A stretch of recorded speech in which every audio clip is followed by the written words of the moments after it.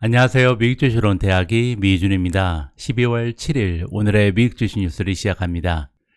이제 크리스마스가 얼마 남지 않았습니다. 제가 지내고 있는 캠브리지는요, 이제 많은 가정집들이 크리스마스 장식한 거를 밖에서 볼 수가 있거든요. 그래서 요즘에는 밤길을 걷다 보면 다른 집 크리스마스 장식은 어떻게 해놨나 이렇게 살펴보는 재미도 솔솔합니다. 저는 개인적으로 블루 화이트를 좋아하거든요. 그래서 저 창가에 이렇게 반짝반짝거리는 블루 화이트 장식을 해놨는데요. 올해 같은 경우는 아이들 엄마가요, 작은 추리라도 별도로 거실에 하나 설치했으면 좋겠다 해서 오늘 방송을 마치고 같이 추리를 사러 나가야 될 것 같습니다. 여러분들 가정에 크리스마스 장식 해놓으셨는지 모르겠습니다. 요즘 날씨가 갑자기 쌀쌀해지면서요, 만약에 겨울에 크리스마스가 없었으면 얼마나 춥고 외롭고 적막했을까 하는 생각이 듭니다. 여러분들 여러가지 다양한 이벤트 마련하셔서요, 이번 추운 겨울을 따뜻하게 나셨으면 합니다. 12월 7일 보내드리는 오늘의 미국 주식 뉴스 바로 시작합니다. It's sunny, numbnuts.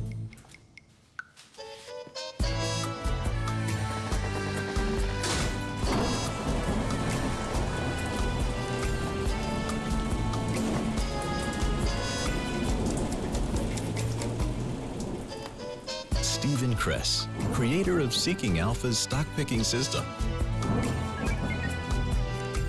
Seeking Alpha, all you need to know about investing in top stocks or in anything else. Seeking Alpha, be a better investor.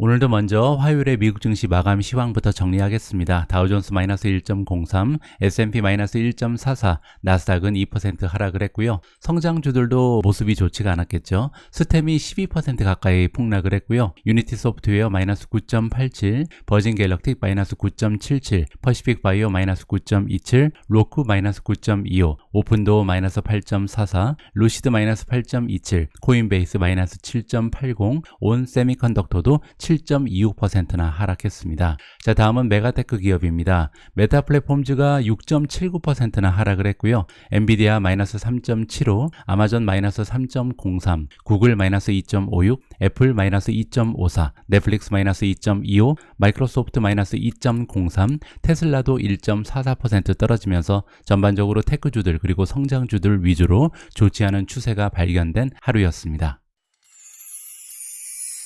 최근 들어서 미국 증시의 분위기가 굉장히 좋지가 않은데요. 앞으로 미국 증시가 어떠한 모습을 보이게 될지 시장의 전망을 한번 살펴보도록 하겠습니다. 자, 오늘 우리가 함께 들어볼 시장 전망은요, 골드만삭스에서 일하고 있는 데이빗 코스틴의 의견입니다.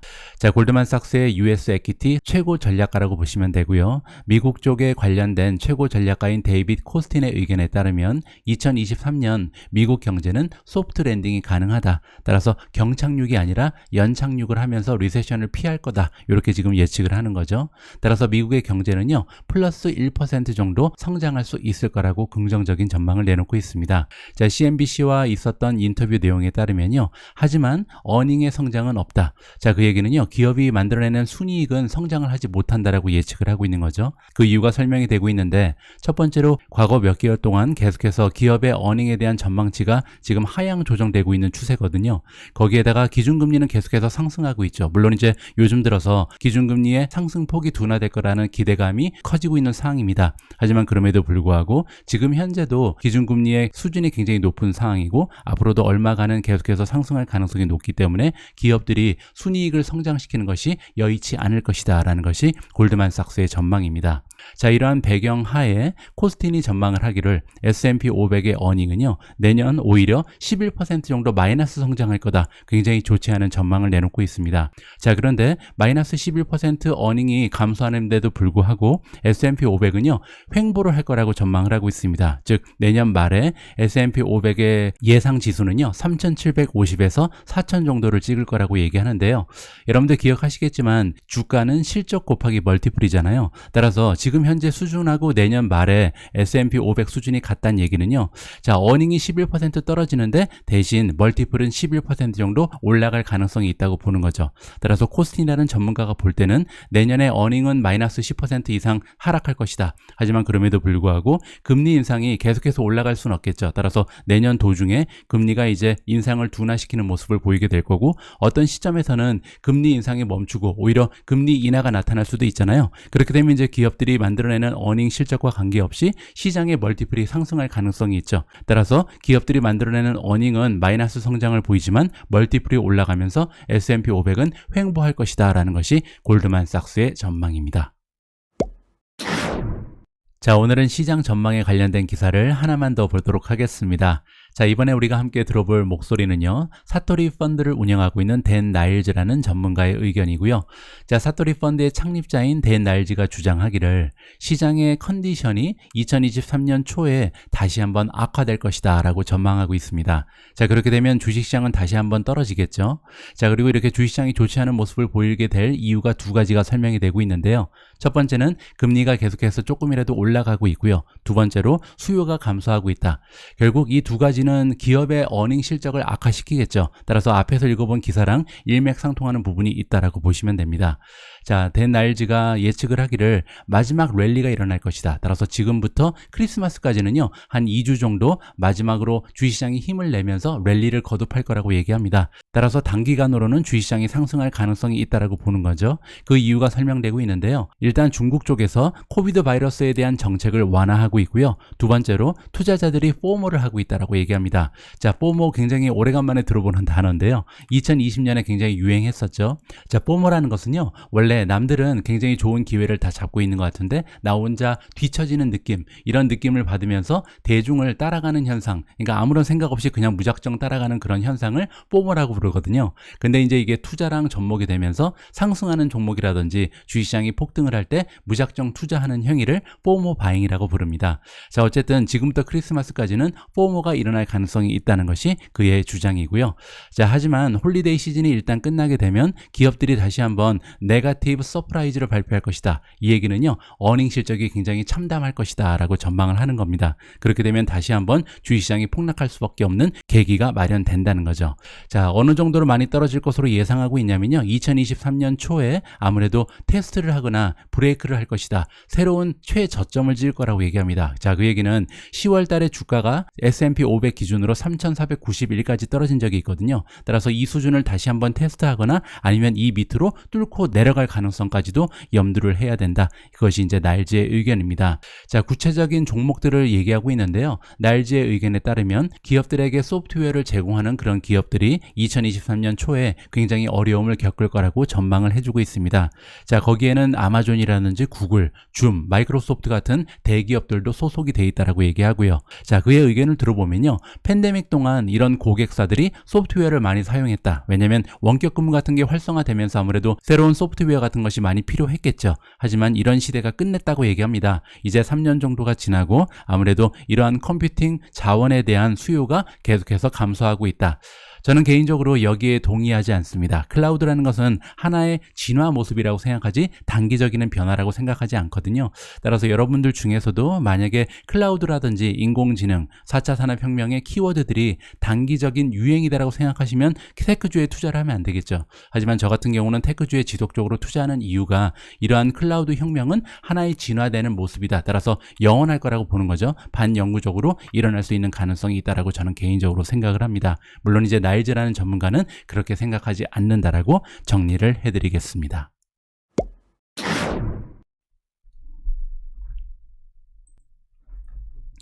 3, 2, 1. 자, 다음으로 준비된 기사는 애플의 주주라면 누구나 기대하고 있는 애플카에 관련된 업데이트 소식입니다. 자, 블룸버그의 기사 제목을 보시면요, 애플이 아마도 2026년 정도는 돼야 자율주행 차를 대량 생산할 수 있을 것이다 라는 전망이 보도되고 있는데요.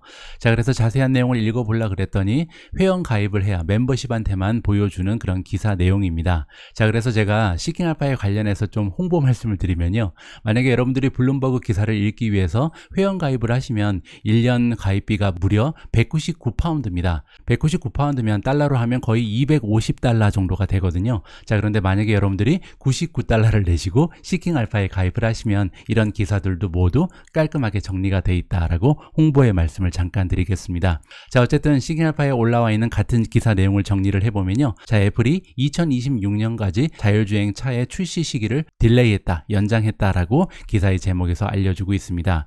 여기 나와 있는 소스는 블룸버그겠죠. 블룸버그의 기사 내용에 따르면 테크 자이언트 기업인 애플이 이번에 또 하나의 발표 내용이 있었는데요. 원래 우리가 가지고 있었던 기대감은 뭐였냐면 애플이 만들어내는 애플카는 운전대도 없고 페달도 없을 거라고 기대를 하고 있었는데 이러한 디자인이 조금 수정됐다라고 발표가 나왔습니다. 하지만 하이웨이, 고속도로에 가면 완전 자율주행이 가능한 그런 능력을 가진 차가 될 것이다 라고 전망이 나오고 있고요. 자, 그리고 프라이스 택이 나와 있는데요. 가격은 아마도 10만 달러 이하가 될 것이다. 따라서 한화로 하면요, 한 1억 원 정도의 가격이 책정되지 않을까 우리가 예상을 해볼 수가 있는 거겠죠.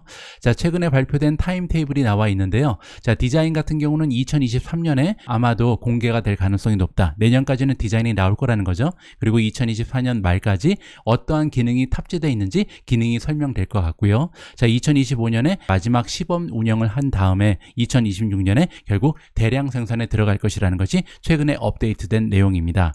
자, 그리고 이제 자동차를 애플이 직접 만들진 않겠죠. 따라서 협력사로 지금 강력하게 대두되고 있는 두 가지의 기업이 있는데요. 하나는 매그나고 하나는 현대입니다. 자, 과연 두 기업 중에서 현대가 매그나 인터내셔널을 제치고 애플카를 만들 수 있는 영광을 가져갈 수 있을지 좀 기대감을 가지고 지켜봐야 할 것 같습니다.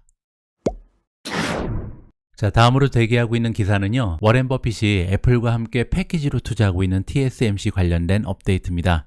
자, TSMC가 이번에 아리조나에 투자를요 400억 달러까지 올린다는 굉장한 소식이 보도가 되고 있습니다.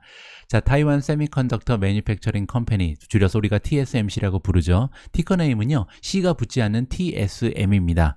자, 어쨌든 이 TSMC가 이번에 역사를 만들고 있다. 미국 역사상요 가장 커다란 외국 자본이 이번에 들어오게 됐다라고 나오고 있습니다. 그만큼 이제 40빌리언이라는 자금이 엄청난 규모라는 거죠. 자, 어제 이제 발표가 나왔는데요. 아리조나 쪽에 두 번째 공장을 만든다라는 엄청난 소식이 보도가 되고 있습니다. 자, 그러면서 총 자본에 들어가는 규모가 40빌리언까지 늘어났다. 자, 어제 행사에는요 바이든 대통령뿐만 아니라 이렇게 TSMC가 아리조나에서 많은 반도체를 생산하면서 혜택을 입을 수 있는 기업들의 CEO도 참석을 했습니다. 애플 CEO인 팀 쿡, 그리고 마이크론 테크놀로지의 센제이, 엔비디아의 젠슨 황까지 이번 행사에 참여를 한 것으로 나와 있고요. 자, TSMC는 원래 12빌리언 정도를 투자한다는 발표가 있었습니다. 그때는 이제 아리조나의 첫 번째 공장을 짓기 위한 규모였죠. 자, 그리고 여기에서는요 원래 5나노짜리 반도체 칩을 생산한다고 했었는데 그 말이 나중에 바뀌었잖아요. 제가 오미즈를 통해서 보도해 드렸는데 4나노로 지금 첨단 반도체 쪽으로 옮겨가고 있는 상황입니다. 자, 그리고 이 4나노짜리 반도체는 2024년부터 대량 생산이 가능하다라고 나와 있고요. 자, 그런데 이번에 추가적으로 설립이 결정된 두 번째 공장에서는요 3나노짜리 반도체를 만들 계획이라고 합니다. 자, 그리고 대량 생산은 2026년부터 시작이 될 가능성이 있고요. 자, 그리고 만약에 이번에 공장 두 개가 동시에 가동이 되는 시기가 찾아오게 되면요 그 얘기는 뭐냐면 미국에서 연간 60만 개의 웨이퍼가 생산 가능하다라고 합니다. 그렇게 되면요 드디어 이제 미국이 반도체를 자급자족하는 시대가 열리게 된다라는 엄청난 의미가 담겨져 있습니다. 자, 이렇게 TSMC가 두 개의 공장을 동시에 설립을 하면요 아무래도 그 안에 들어가는 많은 장비들이 필요하겠죠. 따라서 미국 기업뿐만 아니라 뭐 ASML 같은 반도체 장비 기업들이 굉장히 많은 장비를 판매할 수 있을 것으로 개인적으로 판단을 하고 있습니다. 자, 다음으로 대기하고 있는 기사에는 마이크로소프트가 등장합니다. 자, 기사의 제목을 보시면요 구글 그리고 애플이 지금 독점하고 있는 모바일 서칭 쪽에 슈퍼 앱을 가지고 마이크로소프트가 도전한다라는 굉장히 재미있는 기사가 발견되고 있는데요. 자, 마이크로소프트는 여러분들 잘 알고 계신 것처럼 사실 모바일 시대에 제대로 적응을 하지 못했습니다. 컴퓨터가 처음 나오던 그 시대에는 마이크로소프트가 독보적인 존재였죠. 하지만 모바일 혁명으로 접어들면서 구글 그리고 애플처럼 새로운 혁신의 모습을 보이지 못하면서 어느 정도 처지는 모습을 보여줬는데요. 이번에 마이크로소프트가 보도되기를 새로운 슈퍼 앱을 드디어 만든다라는 반가운 소식입니다. 자, 그리고 이렇게 슈퍼 앱을 도입하는 이유는 물론 이 두 개의 라이벌 기업 구글이라든지 애플의 아성에 도전을 한다. 그래서 모바일 테크놀로지 쪽에 드디어 참여를 할 그런 기회를 만드는 것으로 우리가 기대를 해볼 수가 있겠죠. 자, 이번에 디자인되는 마이크로소프트의 슈퍼 앱 같은 경우는 온라인 쇼핑, 그리고 메시징 기능, 그리고 웹서치는 검색 엔진이죠. 거기에 뉴스 피드라든지 다양한 기능이 탑재될 것이다. 그리고 단 하나의 애플리케이션에서 이게 모두 가능하다는 거죠. 결국 중국 텐센트가 가지고 있는 위챗의 비슷한 모델이 될 거라는 것이 이번에 더 인포메이션이라는 미디어에서 전해주고 있는 내용입니다. 자, 조금만 더 살펴보시면요. 아직까지는 마이크로소프트가 과연 언제쯤 이러한 슈퍼 앱을 출시할지는 확실하지 않다라고 합니다. 하지만 사티아 나델라가 CEO가 된 이후에요. 이분이 계속해서 마이크로소프트의 빙을 밀고 있거든요. 마이크로소프트 빙은 사실 구글에 가려서 보이지 않는 검색 엔진입니다. 하지만 이 부분을 계속해서 성장시키기 위해서 많은 노력을 하고 있고요. 마이크로소프트의 모바일 상품이라든지 그리고 팀즈라든지 아웃룩 그리고 마이크로소프트의 원래 강세를 보이고 있는 소프트웨어와 접목하기 위해서 많은 노력을 사티아 나델라가 해왔다라고 전해주고 있고요. 자, 또한 더 인포메이션이라는 미디어에 따르면 슈퍼 앱은 마이크로소프트가 앞으로 기업 고객뿐만 아니라 소비자 쪽에서도 많은 매출을 창출할 수 있는 기회가 열리게 될 거라고 얘기합니다. 특히 만약에 액티비전 블리자드의 성공적인 인수가 확정이 되면요. 이제 게이밍을 이 슈퍼 앱에 넣을 수가 있는 거잖아요. 그러면 모바일 게임 산업에서도 마이크로소프트가 상당히 존재감 있는 기업이 될 수 있다라고 생각이 됩니다. 따라서 이번에 정말 슈퍼 앱이 소문으로 끝날지 정말 또 엄청난 모습의 슈퍼 앱이 출시가 될지 관심을 가지고 한번 지켜볼 필요가 있을 것 같습니다. 제가 예전에 몇 번 언급드린 적이 있는데요. 저는 개인적으로 여러 가지 4차 산업혁명의 키워드 중에서 가장 중요한 키워드 그리고 잠재력이 풍부한 키워드는 AI, 인공지능이라고 생각을 합니다. 자, 이번 기사는요, 뱅크 오브 아메리카의 의견인데 뱅크 오브 아메리카가 보기에도 역시 AI, 인공지능이 앞으로 다가오는 세상을 지배할 것이다 라는 의견을 던져주고 있습니다. 자, 아티피셜 인텔리전스가 인공지능이죠. 인공지능이 빅테크 기업들을 앞으로 이끌어 나갈 것이다. 그래서 앞으로 한 5년 정도 빅테크 기업들의 주가를 올려줄 수 있는 카탈리스트 역할을 하는 것이 인공지능이라고 뱅크 오브 아메리카가 주장하고 있습니다. 자, 뱅크 오브 아메리카의 애널리스트가 나오는데요. 저스틴 포스트입니다.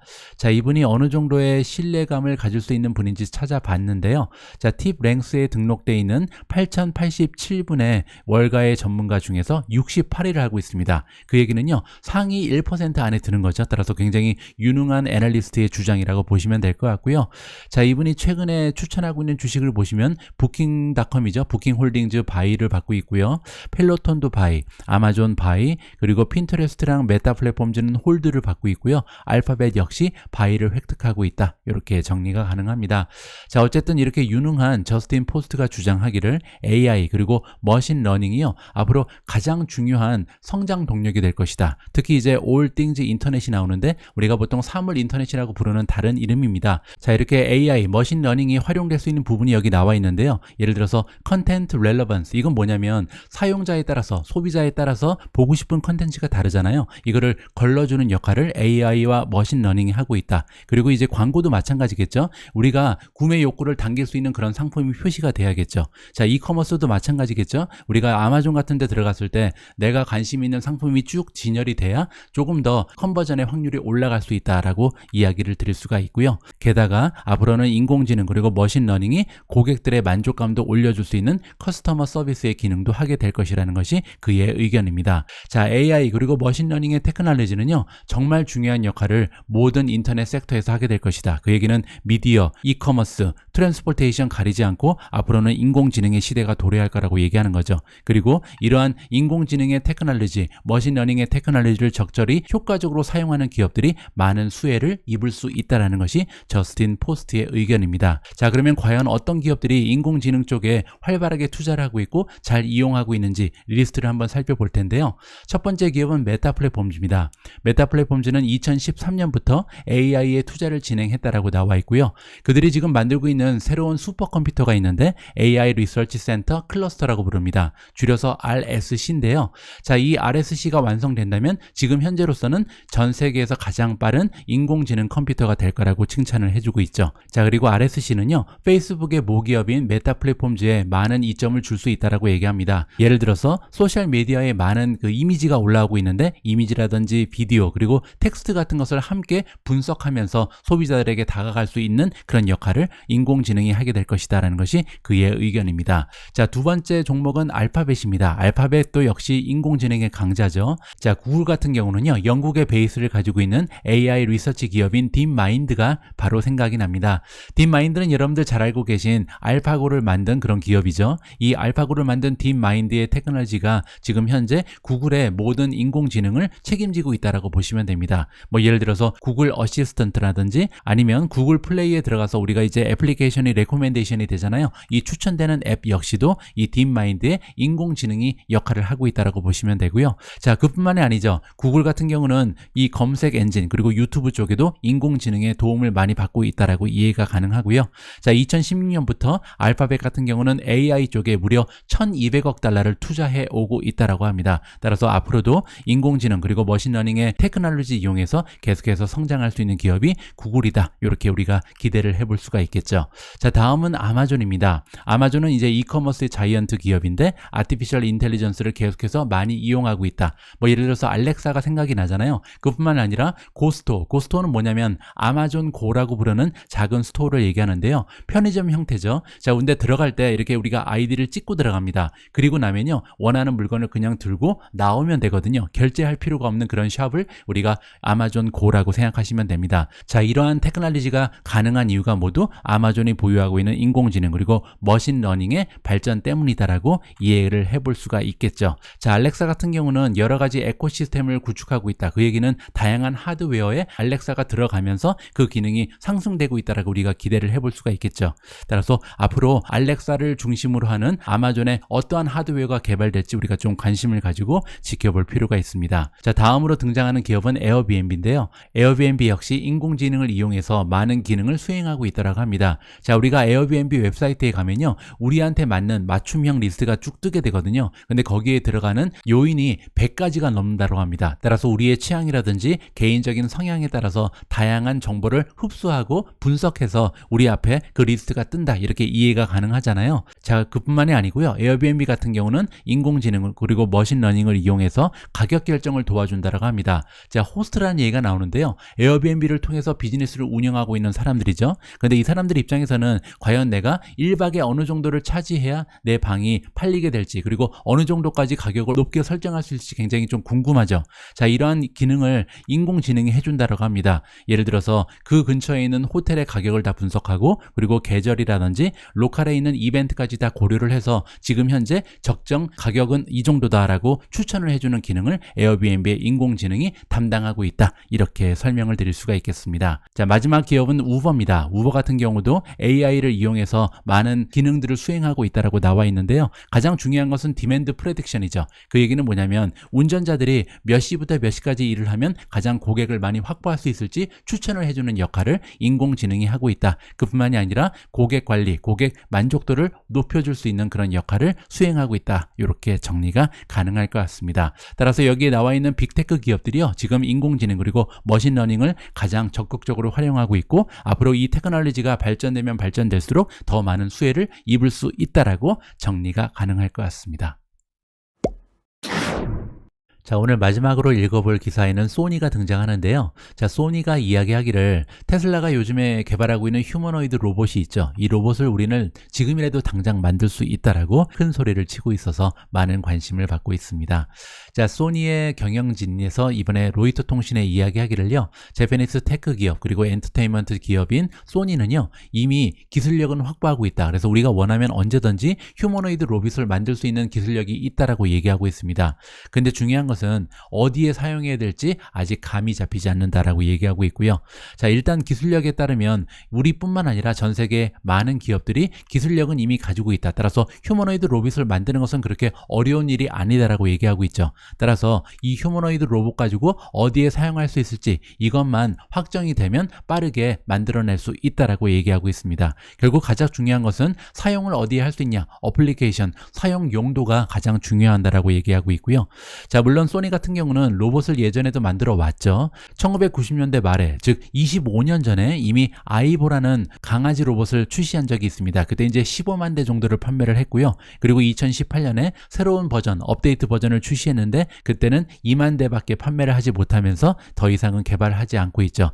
따라서 소니가 얘기한 것처럼 결국 로봇이 어디에 사용되는가, 쓸모가 있는가, 이게 가장 중요한 것 같습니다. 따라서 앞으로 테슬라도 그렇고요. 로봇이 우리 생활에서 어떠한 유용성을 가져다 줄 수 있느냐에 따라서 로봇의 시대가 도래할 수 있느냐, 이것이 결정이 될 것 같습니다.